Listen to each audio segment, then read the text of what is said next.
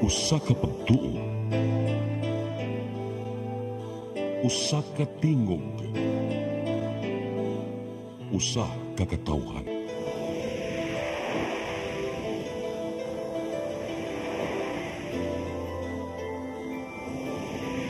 Cebu Catholic Television Network.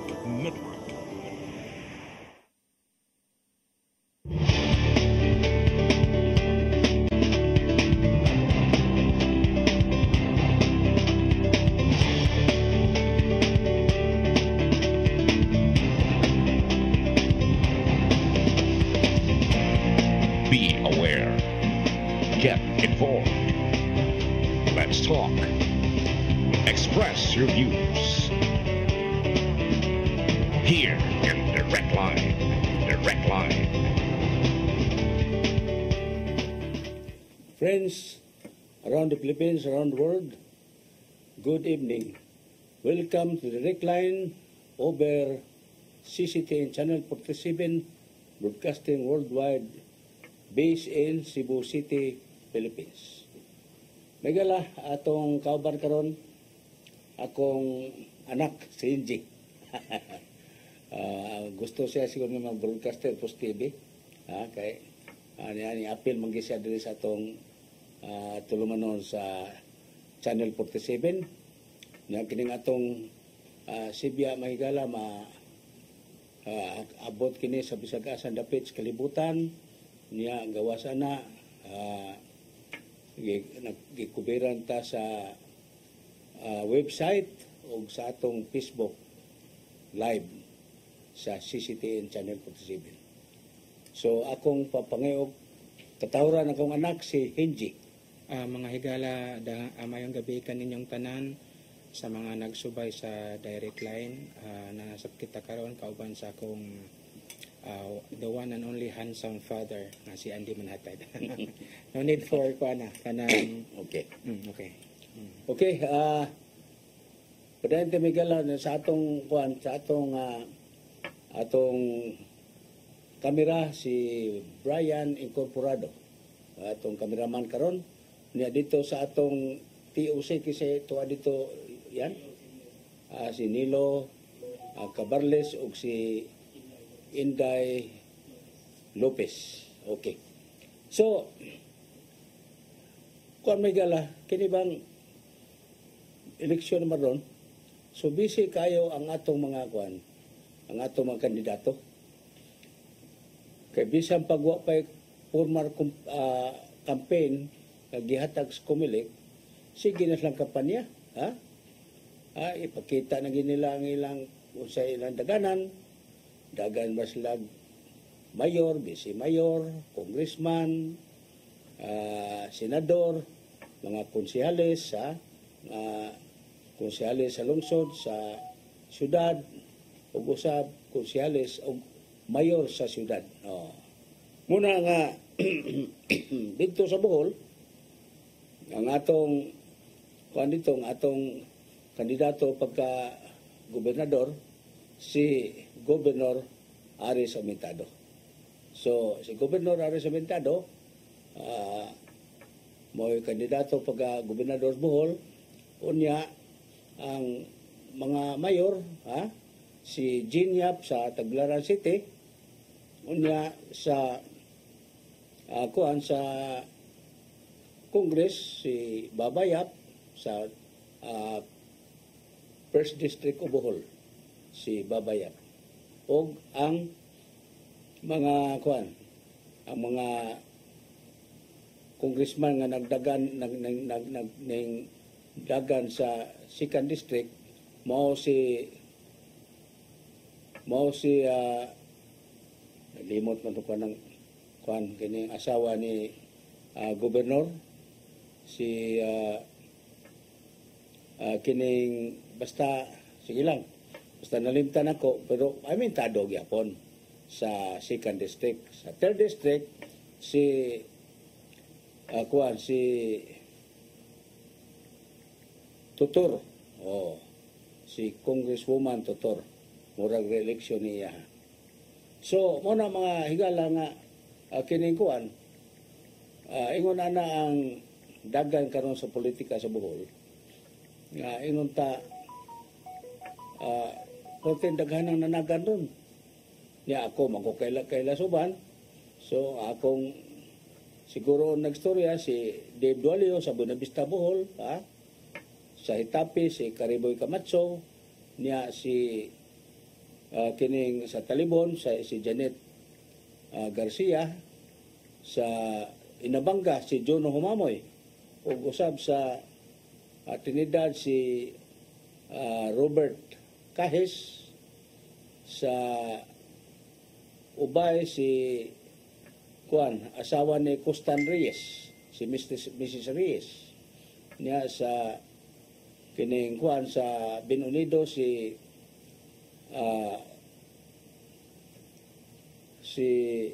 Burinaga niya sa San Miguel si Mendez muna atong nailhan Maria Vanessa. Maria Vanessa Aumentado ang ngalan. Si Vanessa Aumentado day. Sorry kayo. Ang ngan sa asawa ni Governor Aris Aumentado nga nindagan og congresswoman sa 2nd District of Bohol. Muna ang atong impormasyon mga igala karon sa politika. Unya dinhi sa Sugbo, sa probinsya si Governor Gwen Garcia na wata kay lagi sa iyang kontra pero siguro man dumadaog yun. Unya sa Cebu City ang mayor nato dire si Mayor Raymond Alvin Garcia unya ang iyang vice mayor si Attorney Joey Dalos. Puro ni sila abogado mga higala. Joey Dalos, Vice Mayor, Attorney Joey Dalos, ug Attorney Raymond Alvin Garcia. Igagaw naman, anak ni Agaw Alvin Garcia. Abogado po ding amahan. So, ingon na mga higala, niya ang sa mga konsihal, wa pa magkukasag-o ni mga konsihal kaysa ni uban, basta nga sa mga konsihal ato laning ato laning maingon nato ato lang tinambanon ato lang nailhan si John Alcober. Digi ko malimot ni John Alcober kay kauban mi ni mga higala niadto. So muna nga re-election niya so mura ni kandidato sa pagka konsihal sa siyudad Sugbo mga gagsunan nga wa gyud mo gasto kay iyang giingnan ang mga katawhan ng mga botante nga ayaw ko niyo paggasto kay mo serbisyo magtinarong mo serbisyo magkugway way kanang ingon ta nga way di mangayo kwarta wa tanan una nga butuhin ako ninyo unya human seleksyon ning daog siya karon nagpa-re-elect siya sa siya pagka konsehal sa Siyudad Sugbo sa North District niya sa ato sa ato sa mga Congress sa North District si QT Del Mar pero usas mga konsehal nga tong naibawan nga midagan nga mubalik siya pagka konsehal si Ninya Mabatid mo ni usa ni siya sa mga konsehal nga mudagan ninya Mabatid niya kinsa pining uban niya ang sa Congress si QT Del Mar sa North District ni pero sa sa kining sa South District ang mudagan pagka congressman si Ido Rama. Re-election po na kang Ido Rama kay kuaman na siya incumbent congressman naman sa 2nd District of Cebu City or South District of Cebu City. Niya ang magkonsehal dire sa wa pa kay ko makakuwas pangapangahan sa konsehal sa South District muna nga ato ning paibaw niya sa sunod ato Sibya kay ang eleksyon Mayo 12 pa man so wa pa gani proper nga campaign muna nga wa kay kailas mga kandidato muna nga muna sila ang akong ginganlan nimo na ilhanan ako nga mga kandidato sa syudad sa Sugbo gikas mayor, vice mayor niya sa congresswoman o congressman o sa mga konsyal nga atong nailhan. So muna mga kaigsunan, muna nga ang ato lang nga ato yung padangat ngadto sa katawhan o kinsa ning mga maayo botohan. Muna ato aron ba nga makaingon ang mga tao nga wagi masayop si Kuan. Si Kuan nga nidagan siya. Kay may mo serbisyo, di ba? Kung nakita sa nato nga si Raymond Alvin Garcia, incumbent man siya karon nga mayor sa siyudad sa Sugbo. Muna nga ang iyang bise si Atty. Joey Dalos karon pang Mayo 12 mapili siya pagka vice mayor. Muna mga kaigsunan nga atong ipakita ang atong kusog sa pagpili sa mga kandidato nga matawag nato angayan gyud nga pilion. Kay ug angayan pilion sila nakadaog natural makita sa nato ang ilang serbisyo. Importante mo ni serbisyo. Kay daghan matag mga project nga kinanglan at timanon sa atong gobyerno. Unya ang pagatiman sa mga proyekto manggagikan sa mga leader nato, mga mayor, mga vice mayor o congressman or congresswoman.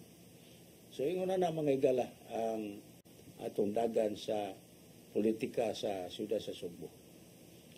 Sa probinsya, wa pa kita nailhan, pero sa mga ubang mayor, sa Lapu-Lapu City, si Mayor Junard Ahong Chan, landslide yapong kadaugan ni Mayor Chan sa Lapu-Lapu City, niya, while sa ubang lugar, sa Kuanda, sa 5th District of 5th District of Cebu, si Congressman Prasco, magpare-elect po siya pagka congressman sa sa 5th District of Cebu.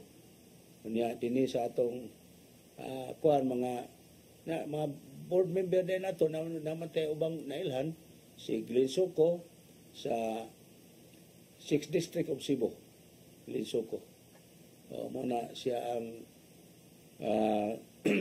board member magigala sa 6th District of Cebu.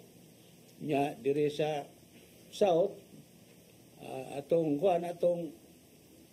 singan ni atong mga kadagkuan po sa South sa Talisay City si Mayor Samsam Gulyas mo sa aktibo kayo nga mayor nga makita nimo nga daghan kayo sa mga mihuras nga nahimo sa iyang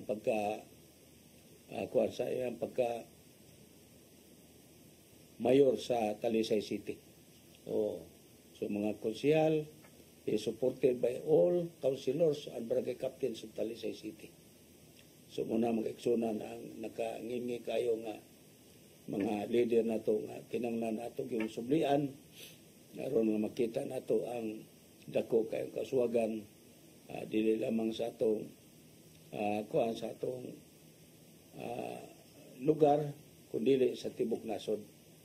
Din ang atong umabot nga presidente Miguel nga atong suportahan sa 2028 si Vice President Inday Sara Duterte sa 2028. Muna siya ang siguro sa mudaog pamatay nakita nga supak niya mo opos niya o sa tawagin mo sangka niya pagka presidente pero ako'y pasibuton kamutanan nga nagtanaw na to diri karon sa Channel 47, si Inday Sara Duterte gyud mo angay na tumbutuhan ning umabot nga 2028 election mag-eksonan. Okay? Sa di patapadayon, maminaw sa tag mga panumdum.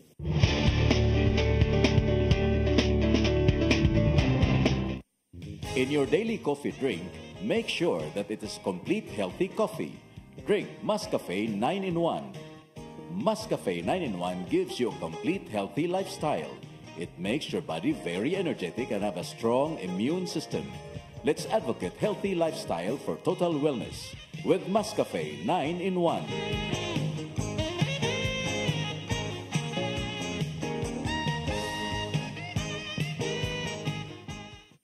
Vitadel Obrani Dock. Enjoy the view of Sugod Bay and the historical Limasawa Island. Book your events with us and have a spectacular view. Also accepting short-term and long-term stays. Vitadel Obrani Dock Condotel and function rooms in Sugod, Southern Leyte. Vitadel Obrani Dock, your home in Sugod, Southern Leyte.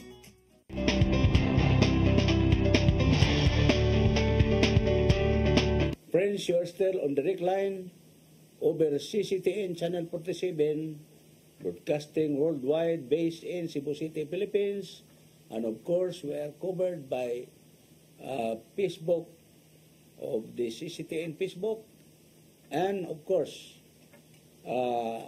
from website, we are covered by website, and we can be seen in other parts of the world from asap taman lugar sa Pacific Ocean padung sa Africa. Muna ang atong 7 continents of the world, no? 7 continents of the world. Oh. Pwede matumangalan Asia, Sige, nganlay ko no. Africa, North America, South America, Australia, Antarctica, Europe. Muna. Sakto ba? Muna na siya. The biggest continent Is Asia. correct, Asia. Ang Antarctica, di ba? Kuha mo na, mga Eskimo may mga tao diya. I don't think mo inhibit ya mura. Mga Eskimo. Katong mga white force ba? Dili tugnaon. Oh. Okay. So, mo to tingos ko mga anak, mga igala, akong anak. So, karon ato sa hisgutan kining kining ato mga national issue. Pananglita kining mga programa karon sa atong infrastructure sa atong nasod. Kay daghan pa makayong wa gyud mahuman, ha? Wa mahuman nga mga infrastructure projects, ha? Sama ni mga kalsada nga wa masiminto, ha? Sama sa mga barangay road nga wa masiminto. Kinahanglan nga atimanon ni nato unya ug way kwarta ang lokal, natural ang atong patabangon, of course ang national government. Daghan ang kwartang nasyonal. Di man nato kuha nato may gala, di nato mabasol nga di ta magmahay nga di ta kapatabang kay daghang magkwarta ang atong gobyerno. Daghang kwarta, trilyon ang ganitong budget ron, ha? Musag 6 kapin trilyon na atong budget sa atong gobyerno yearly. Muna nga ato kinang ipaila nato nga kinanglan nga kanang kwarta ila ng gastuhon para sa kayuhan, dili gasto para sa bulsa.